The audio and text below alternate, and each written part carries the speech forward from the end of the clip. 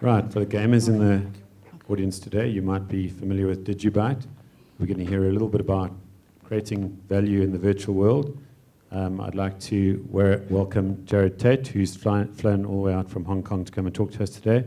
Jared, thank you very much. We appreciate you making the long trip across all those time zones, and we look forward to hearing what you have to say.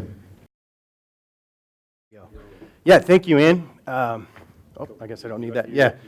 Actually, can we give these guys a round of applause, Ian and Sonia?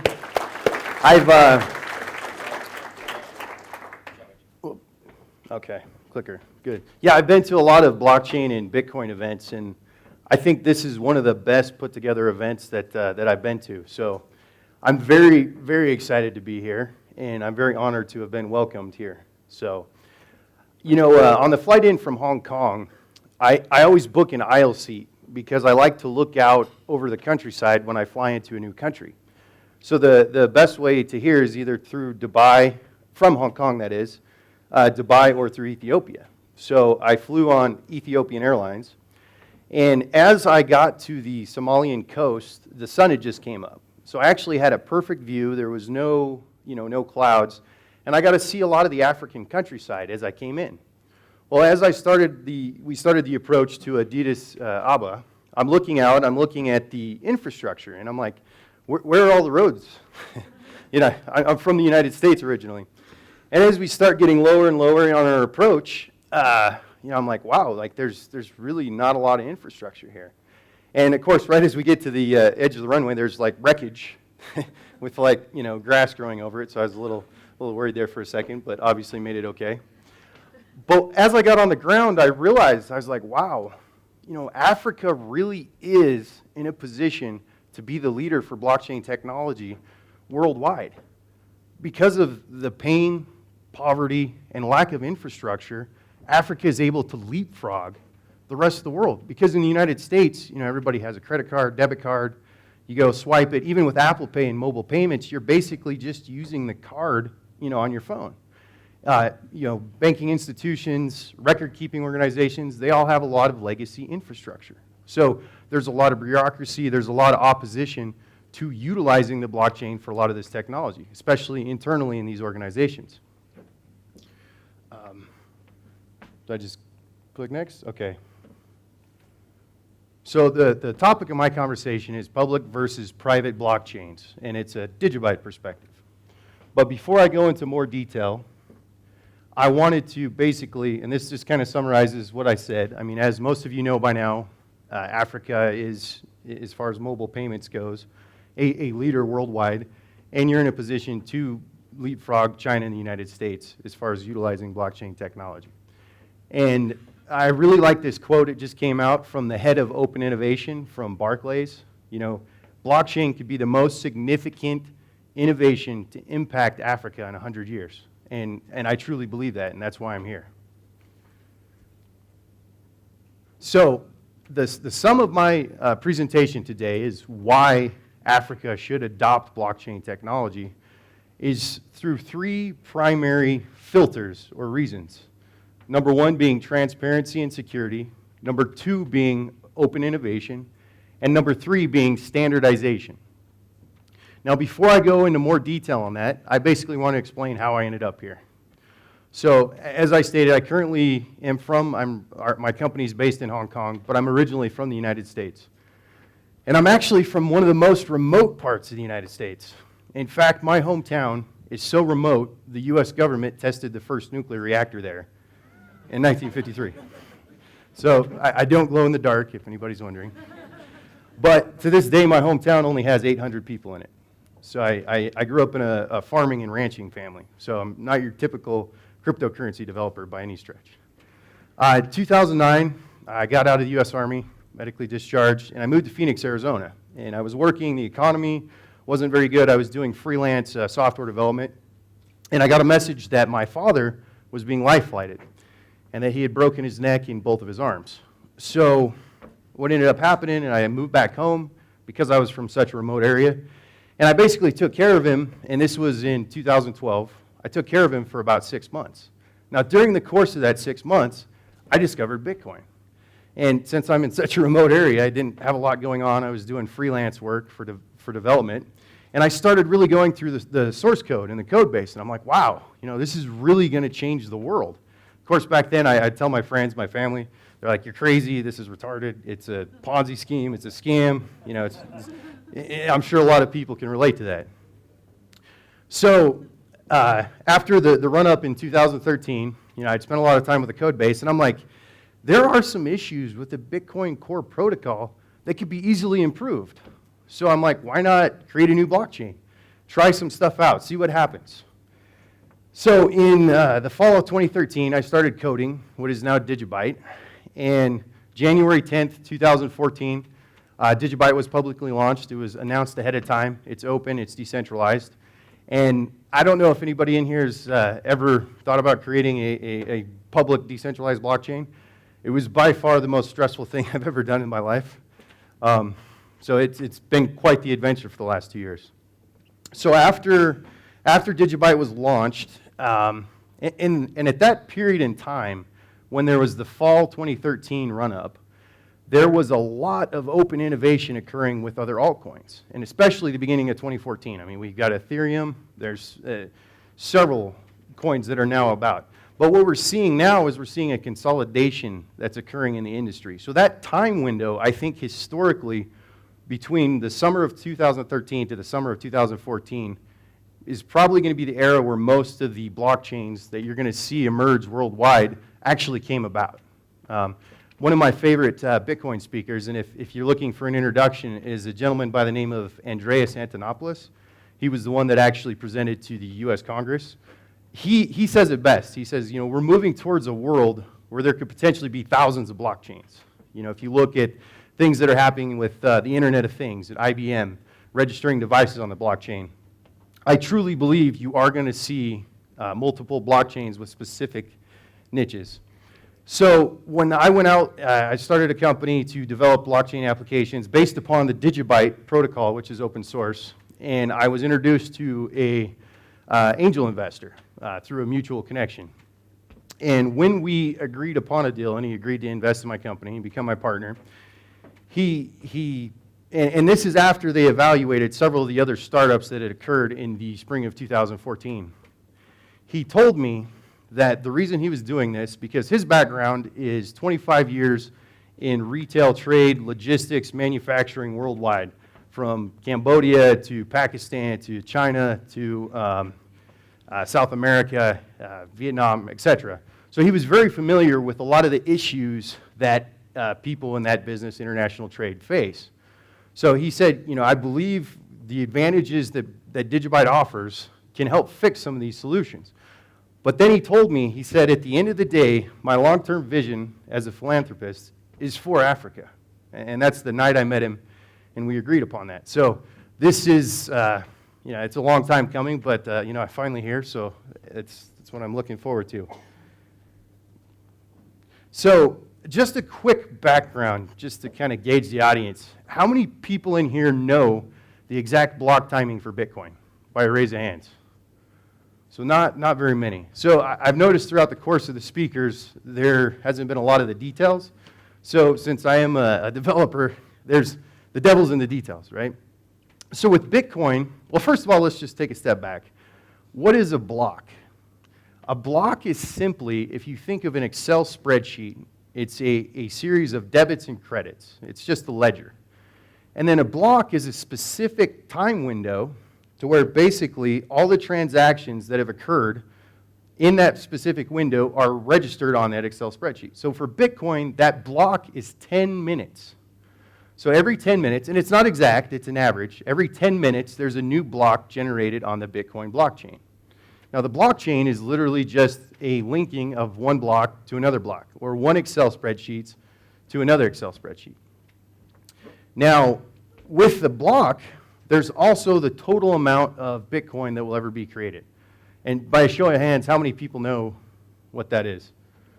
So a fair amount, right? 21 million in 144 years, okay?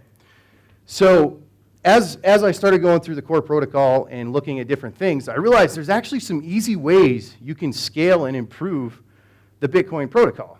One of the ways is simply speeding up the block speed, the block timing. So instead of 10 minutes with DigiByte, we have 15 seconds. And the reason we arrived at that is actually research done by Microsoft that basically said network propagation worldwide, effectively you get 90% of the nodes in about 15 seconds. So one of my frustrations, I attended the Scaling Bitcoin conference that occurred just in Hong Kong recently, is there was absolutely no discussion of just, instead of changing the block size, why not just speed up the blocks? Because right now, 100% pretty much of all Bitcoin blocks are full. And the current proposal, which is most likely to get adopted, is in July of 2017, they're going to hard fork to 2 megabytes. Well, that's just kind of kicking the bucket down the road, and it's already full. And if you look worldwide to be competitive, especially with all these applications people are wanting to develop and embed data in the Bitcoin blockchain, there's no room. And with the amount of open innovation that's occurring, there's not going to be any more room if they just simply go with the 2 megabytes. So that's one of the reasons last fall we introduced what we call the DigiSpeed hard fork to the DigiByte network, which basically sped up the block timing as well as increased the block size so it doubles every 2 years. So currently, if you look at that chart, Western Union does about 30 transactions per second worldwide. Western Union, 30 transactions per second. PayPal does about 130 transactions per second. Visa is about 2,000 transactions per second. So if you look at Bitcoin and you look at what the rest of the world is doing just from a payments perspective, there's a long way to go. So what we wanted to do with DigiByte is to set it up well into the future that it could be scalable and efficient. So currently we've tested this, it's live on the network, we can handle about 280 transactions per second. But it's scalable by 2021 to match Visa, and then by 2035 to, as hardware increases in bandwidth and internet across the globe, to be able to handle 280,000 transactions per second.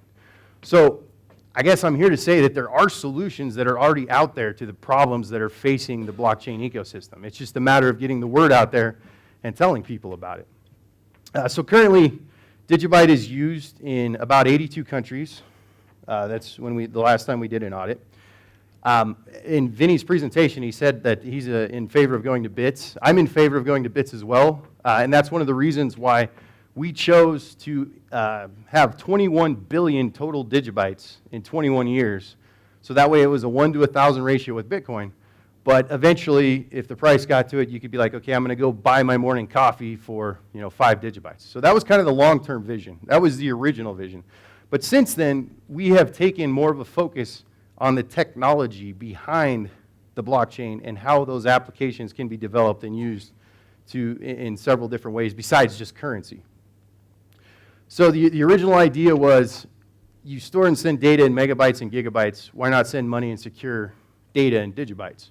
So currently, last time we did an audit of the network, we had about 3,400 active nodes globally. So if you ask, what is a node? How many people know what a node is? I know it's just kind of developer jargon. All a node is it's just a computer. So a laptop or a desktop or anything, you literally just download the software and you become part of the Bitcoin network or part of the DigiByte network or part of the Ethereum network. So what have we developed? What is DigiByte? Basically, we have, over the last 2 years, kind of tucked away. We've been quiet. We haven't really got a lot of media attention. But we've developed a complete ecosystem of blockchain solutions that are ready to be scaled. All the way, oh, and by the way, if anybody's on Twitter, if you tweet at DigiByteCoin, hashtag DigiByteMe, you'll actually get some digibytes. So if anybody wants to get their first digibytes. So that's one of our platforms we developed. It's called DigiByte Tip. We're actually integrating that with another very exciting project that we call DigiByte Gaming. And the idea with DigiByte Gaming is to integrate digital currency and blockchain technology with the video gaming industry. How many people in here, by a show of hands, have ever heard of the video game League of Legends? So actually quite a few people. It's the most popular free-to-play game in the world, about 300 million people. And the main user base are young millennials, so people born between 1980 and 2000. Now, one of the interesting things about that game is it's created the emergence of something known as esports. So this esports movement, Well, just a little background on League of Legends. League of Legends is a 5 versus 5 gaming battle environment, right? So if you look at like the National Basketball Association, the NBA in the United States, it's a 5-on-5 competition. It's covered by ESPN, it's covered by all these networks. Well, in fact, ESPN is now covering esports competitions. There's professional video game players playing League of Legends making $100,000 a year. The U.S. government is actually giving out athlete visas to foreign nationals to come play a computer game on stage in Los Angeles. So it's an emerging field. So we're like, why not combine the two? So you can actually today, it's a platform we launched in November. We've got about 10,000 users already. We have a DigiByte gaming wallet. They sign up on digibytegaming.com, and they actually earn DigiBytes based upon their in-game performance. So one of the things we're going to leverage, we want to disrupt the advertising industry, as well as with the tipping platform, use it for social remittance, because we believe the future of cross-border payments is going to be social.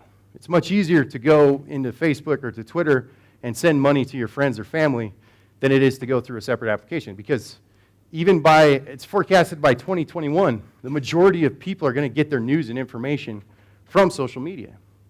So we're trying to get ahead of that curve. So we also have experience with payment processors. We have experience with core wallets, mining. I first started out as a Bitcoin miner. We've also developed a fully functioning trading platform. However, due to regulations in the United States, we haven't been able to launch that yet. But that's one of the things we are working towards, to get a direct fiat to DigiByte exchange going. But one of the other really interesting platforms we're working on is something we call DigiSign. So what DigiSign is we've actually partnered with a real-world logistics company that organizes shipments from the United States, from China, factories in China and in Bangladesh, imports to New York City and Los Angeles. We're actually going to take documents such as bills of lading, purchase orders, etc., and actually secure them and embed them with DigiSign. So we're actually doing that today, and I could give you guys, if anybody's interested, a live demo later after the presentation. So we've got a lot of different applications that we are focused on developing on top of the DigiByte protocol. So just a quick summary. So a blockchain is a distributed ledger with a block that has a certain period of time that groups all those transactions together. And then those blocks are linked together in a blockchain. And then basically, when you think of blockchain, I just don't see a way it can't be decentralized. Because if you take a centralized system and then you call it a blockchain, it's very inefficient. It's, when you look at what's happening in the industry right now with private blockchains between certain institutions, there's more efficient ways to do it, whether it's a clustered SQL database or database sharding, et cetera. The blockchain itself worldwide in a decentralized fashion is very inefficient. There's a lot of electricity being used in the mining process. DigiByte is a proof of work coin. How many people have heard proof of work or know what that is? So proof of work, when Satoshi originally created Bitcoin, he asked the question, how do we make sure we validate that the people that are actually sending transactions are actually really doing that? And that's where he came up with this process called mining. And mining essentially is a lottery. And it's basically your computer is crunching all these really complex math problems. It's submitting these hashes to the network. And then the network basically says, okay, you're the lucky lottery winner. You're going to get the block reward. And you're the one that's going to receive the new Bitcoins or the new DigiBytes. Now, one thing people don't realize about Bitcoin is, although, and I've got a slide, whoops, it's the next slide coming up, but that it shows the nodes of the Bitcoin network. And we're at about 6,000 nodes worldwide right now, right? And that's down from about 20,000 nodes a couple years ago. And actually a little bit more even 3 years ago. And the reason for that is the centralization of mining for the proof of work algorithm known as SHA-256, which is what powers Bitcoin. The majority of Bitcoins today are mined in China. In fact, right up the road from me, out of Hong Kong in Shenzhen, there's a factory 6 floors tall that's just packed full of ASIC chips. So most new Bitcoins that are being generated are going to China. And in fact, the Chinese government is subsidizing mining farms in the north of China. I've talked to people that have been there and visited because they have, it's very cool. They have basically hydroelectric power, and then they're basically able to feed the people in that village. So the mining has become highly centralized for Bitcoin. And in fact, 5 organizations and 5 wallets, I would argue, control the Bitcoin network right now. So people think of Bitcoin being decentralized. There's 6,000 nodes out there. Well, in fact, if those 5 people got together, they could easily carry out a 51% attack. So knowing that, one of the things we implemented with DigiByte is 5 independent mining algorithms based upon different encryption algorithms. So right now, the average gamer can still install a DigiByte wallet and solo mine or mine with another mining pool on a different algorithm. And in order to hard fork our DigiByte network, you would have to take 91% of one algorithm and 50% of the other algorithms. So from that aspect, it is more secure from the proof of work mining perspective. So as we continue talking about this, evaluating a public versus a private blockchain in the context of transparency and security, innovation, and standardization, I wanted to read a quote from the CEO of Google, Eric Schmidt. Bitcoin and blockchain is a remarkable cryptographic achievement, and the ability to create something that is not duplicable in the digital world has enormous value. So this is the current distribution of Bitcoin nodes across the planet. And the good news is it's going up again, because a few months ago, the fall of 2015, we were at about 4,000. I think I saw it as low as about 4,300. So what that means, those are computers or servers that are running the full Bitcoin software. So it's not a light version, which is like a mobile payment app, etc. That's the full version. So when you send a Bitcoin transaction, it's distributed to 6,000 plus separate locations across the globe. And that really is the power of the decentralized blockchain. And that's why people want to embed data. They want to embed historical records, documents, etc. So in order to take down that network, and just a note on the 51% attack, I know a lot of people, it's kind of a scary word. It's not the end all, because if you did 51% attack the network just basically keeps going on the new chain. Now, there could be some transaction attacks, double spends, etc., but that's for a momentary point in time. The true security of a blockchain is the amount of nodes running the full software across the globe. That is what makes a blockchain powerful.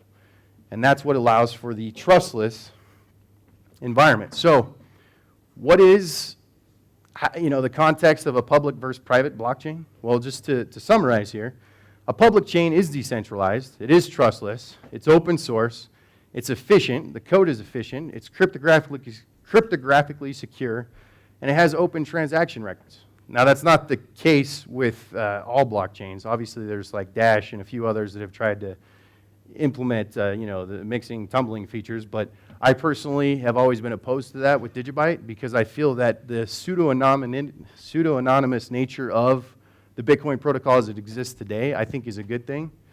And that's why DigiByte is the same as well.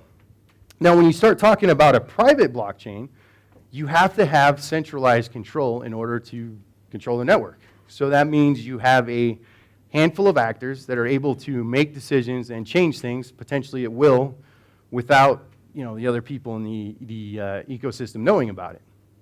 So you do need to trust somebody. You need to trust somebody to make decisions. You need to trust somebody to go implement the code. But then if the code is closed source, how are you going to vet that? How are you going to verify that?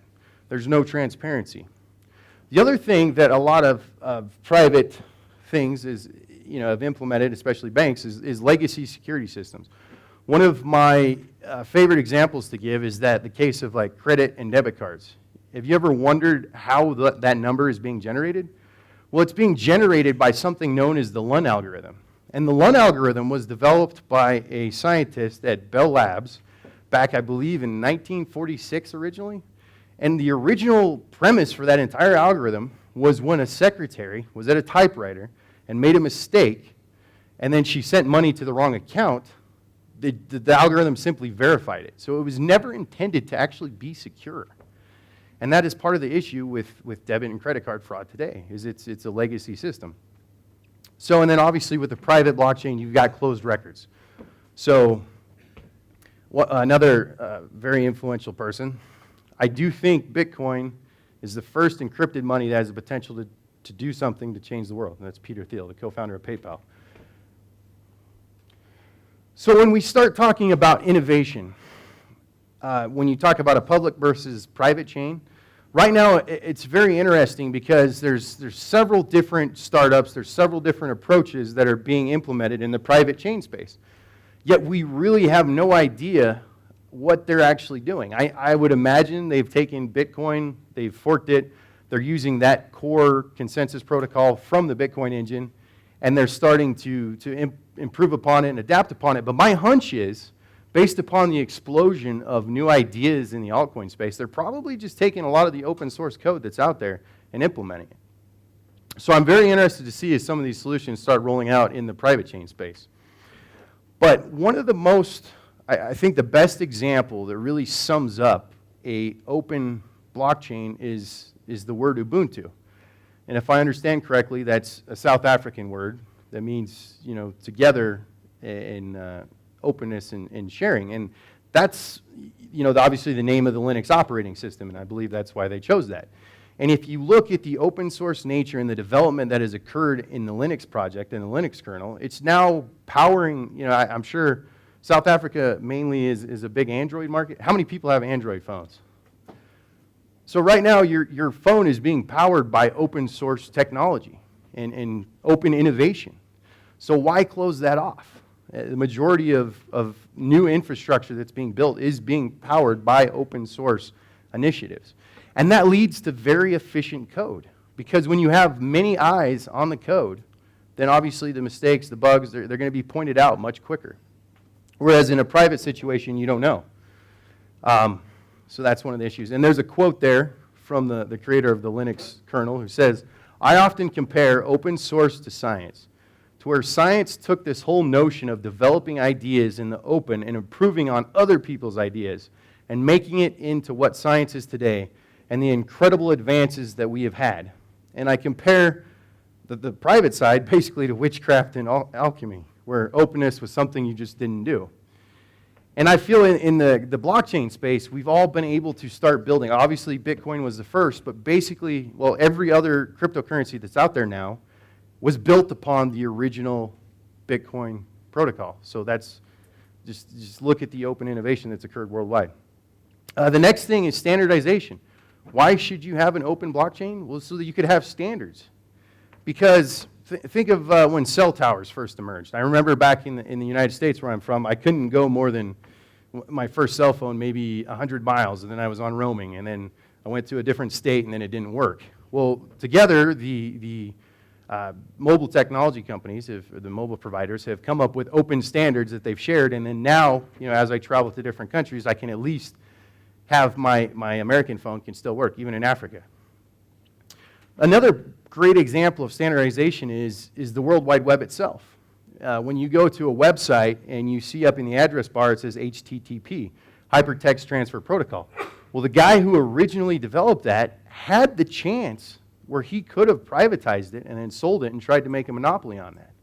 But what he realized is that if he opened it up, that the whole world could potentially be changed. And that's what he did. And obviously today we know the power of the internet and where we are. Another thing is automobiles. I don't know if anybody here has ever driven in China, but it's a nightmare. It's chaos.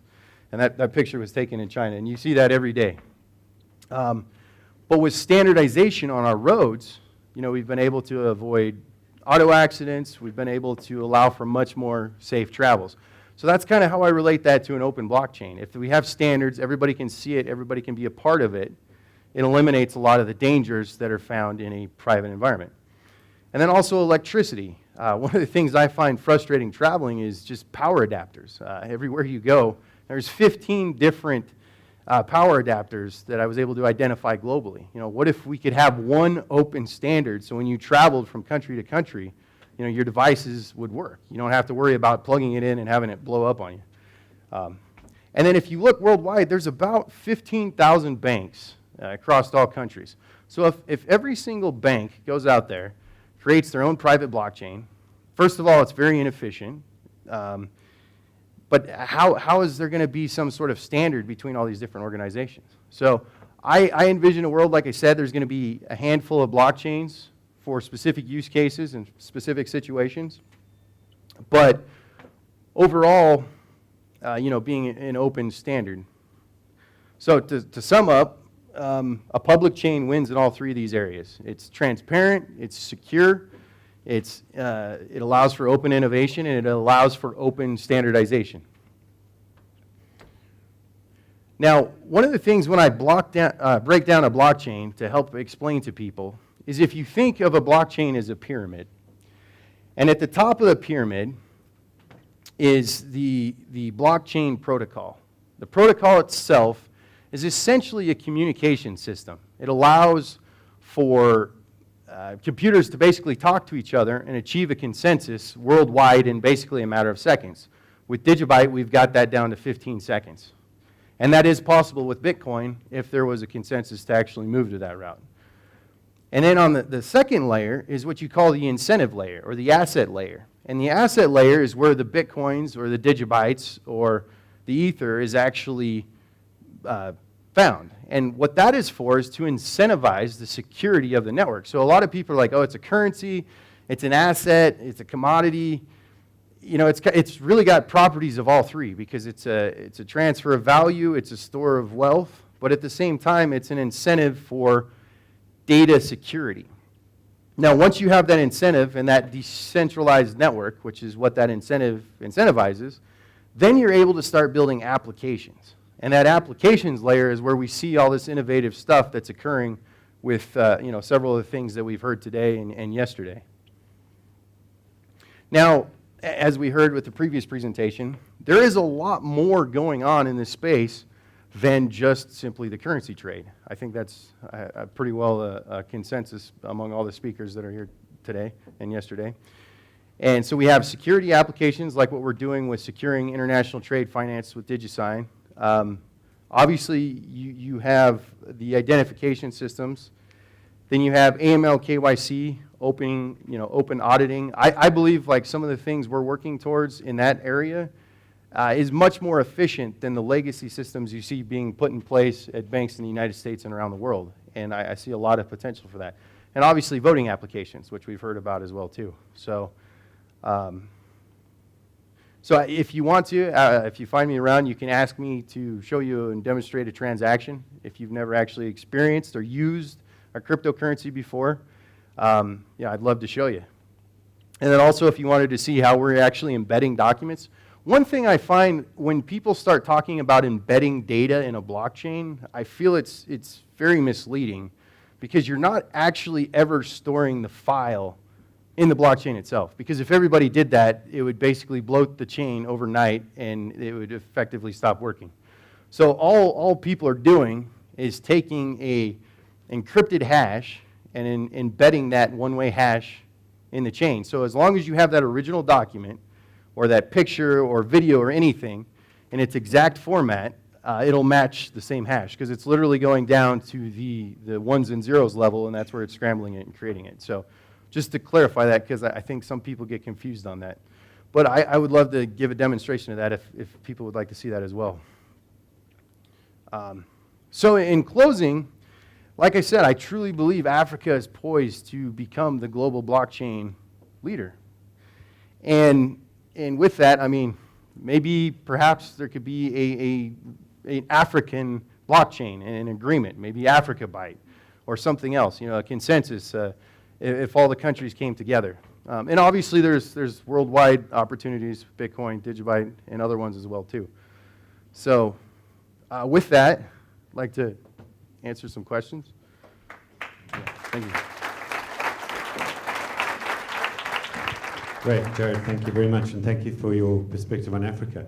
Right, questions over there. Thank you. Hi, you mentioned back to basics. In your, you said public blockchains are the way to go, but you didn't, I perhaps didn't hear you, but you didn't speak to permission versus unpermissioned ones.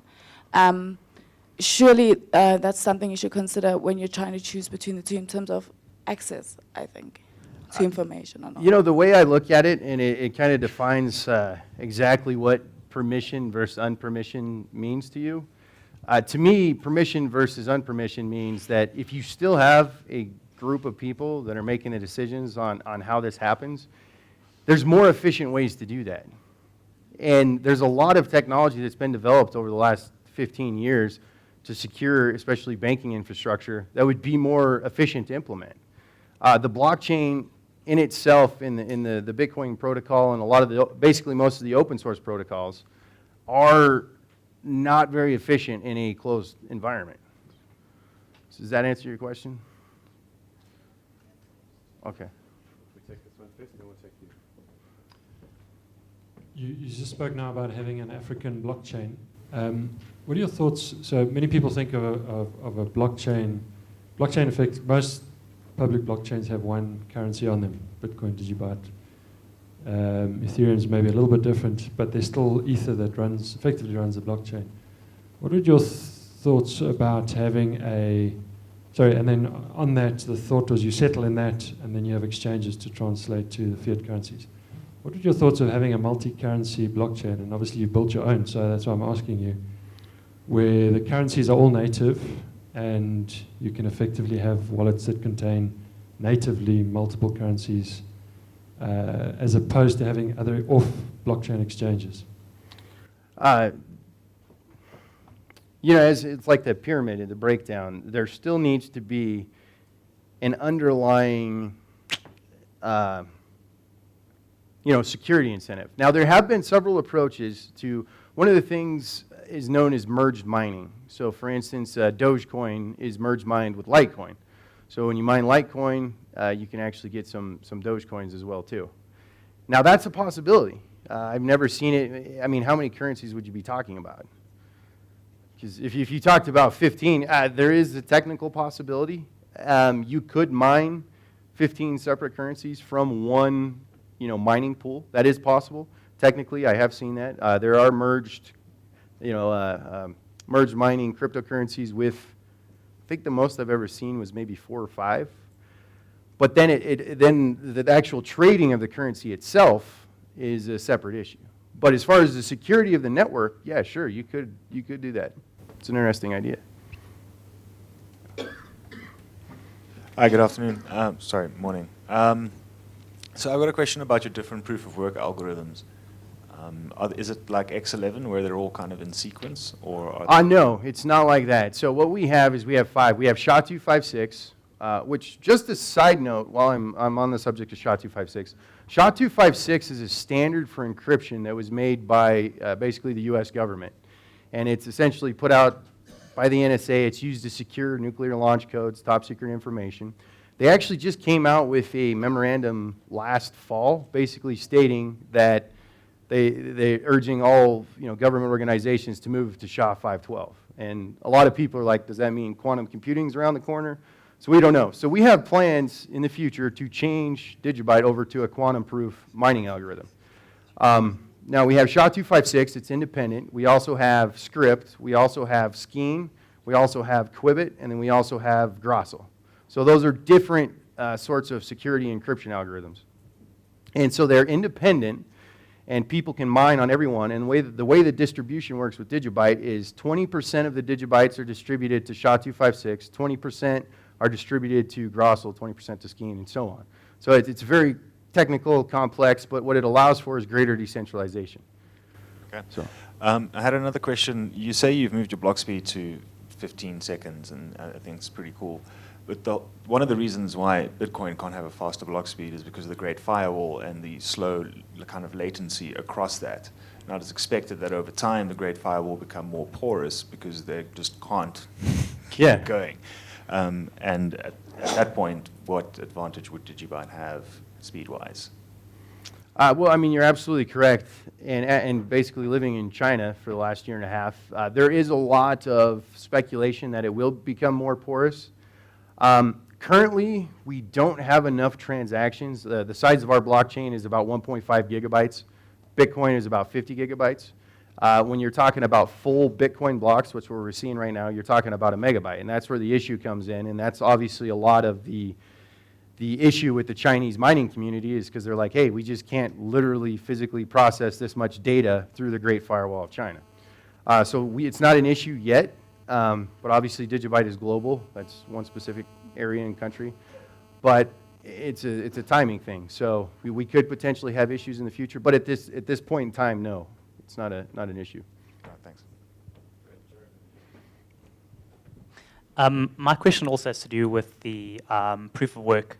One thing that bugs me about it is that you're churning all this electricity and all the CPU power to give some backing to the currency.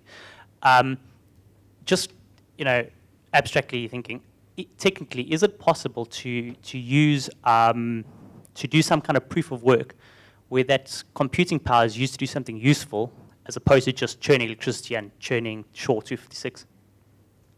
Yeah, absolutely. And there's actually one of the cool parts about the altcoin community is there's a lot of innovative projects that have actually occurred within the last 2 years nobody knows about. One of them in particular is called Gridcoin, which the idea is to use this mining power for basically researching protein folding. And it's actually being used for real-world research. I don't think it's really caught on that well, but it absolutely is possible. There's different things. There's proof of stake, which is where it's kind of complicated, but you basically get rewarded for opening the wallet on your computer. Another way to think of it is it's like dividends. So as long as you have that software running on your computer, you'll get rewarded a certain percentage or a stake based upon the parameters of the blockchain. But obviously there's some issues that I believe it's not as secure as the proof of work mechanism, because proof of work is literally proof of work. That means somebody's put a lot of energy, money, electricity into verifying the authenticity of those transactions. There's also a couple other innovative approaches. One of them is the proof of storage. So you take part of your hard drive, and if you give part of your hard drive up, you get rewarded new coins as they're coming into the blockchain. So I'm sure there's probably some others I haven't heard of that are probably, have the potential to really fulfill some niches. So absolutely, that's a cool part about a blockchain. Thank you. Okay, we're going to take a last question. Just on the question about the proof of work side of things. So there are a few reasons why the block times are why they are. There's latency issues, but there's also, by reducing down 15 seconds, you're clearly reducing the complexity of that proof of work. And mathematically speaking, surely you're then a lot more plagued by forks in the blockchain. So, and that means then that you're going to have to wait a whole lot more blocks before you're really certain about anything. So, how do you do that? So, I'd like to understand some of the trade-offs that you made by reducing the block time, because there are some pretty good reasons for why it is, as it is in Bitcoin. right. So yeah, you're absolutely correct. In fact, even with Bitcoin, the chain is constantly forking. Now with DigiByte, with 15 seconds, obviously we do have more forks, but there are mechanisms built into place to basically go back a certain amount of blocks and make sure everything lines up in the correct chain. And so far, we haven't had any major issues with this. And like I said, even with Bitcoin, Bitcoin's still constantly forking. But in the protocol itself, there are things you can do and improvements you can make. For instance, one of the things was the migration of to LiveSec as a verification. So more efficient code. There's without getting too technical, there's several proposals that haven't been implemented into Bitcoin, and some of them that have, some of them that just recently did, that dramatically speed up that communication verification process. I'd be more than happy to show you more technical details, but it is possible, and it's live right now. You can even stress test it and send a bunch of transactions and see. Cool. Absolutely last question. Sorry, just regarding the prior point regarding Gridcoin, since I'm one of the developers. So that's not actually the one that does the folding. That was Folding Coin and CureCoin. Okay, yeah. I don't know if they still exist, but Gridcoin actually does a far broader spectrum of, so it can actually be used for anything to compute. So there's Boink from Berkeley, which is an open distributed computing infrastructure. So any scientific project on there can be hosted and be computed. So that system actually uses proof of stake as the backend, and then the credit system from Boink is used for the payout, which then reflects how much work a a participant does for these projects. Okay. Yeah, good to know. I remember reading about it, and I was under the impression it was protein Yeah, folding at but in Berkeley. terms of like proof of work, I think the Yeah. only one that actually used the scientific computation as the proof of work was back then. What was it for the prime numbers? PrimeCoin. I think it was Yeah, PrimeCoin. PrimeCoin was So all the the other prime ones number use system. some sort of Yeah. other system with which they piggyback on to get some form of the credits. I think the CureCoin, the folding coin ones, they were still very centralized, whereas the Gridcoin one uses a decentralized system. Yeah. Great, thank you very much, Jared. Thank you for making the trip. Yeah, It was thank you. fascinating. Thank you.